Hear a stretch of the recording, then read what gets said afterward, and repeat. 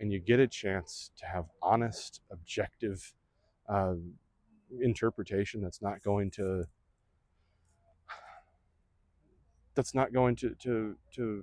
lie to you and to paint rosy pictures.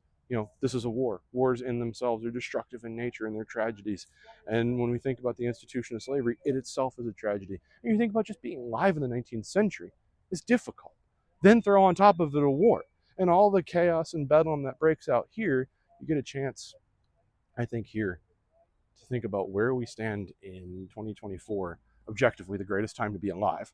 Longer health, better health, longer lifespans, all those things. Think about the forebears that went before us. Think about what was at stake.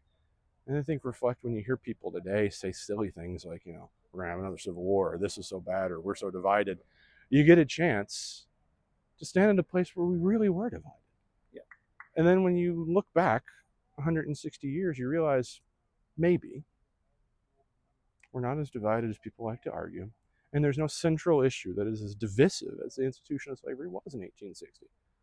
And when we get to the end of the war, that's gone. The most serious impediment to our perpetual union, as Robert Penn Warren liked to say, is gone. Yeah. We're better to think about our past and determine our future than a place like this. So come, pay tribute. Do what you've got to do to come here. Stand in the cemetery at Carnton, stand on the battlefield at Carter House, go to Ripa Villa, walk around downtown. I mean, you stand in the public square, that's 220 years worth of history swirling around you right there. There's no better place to do it.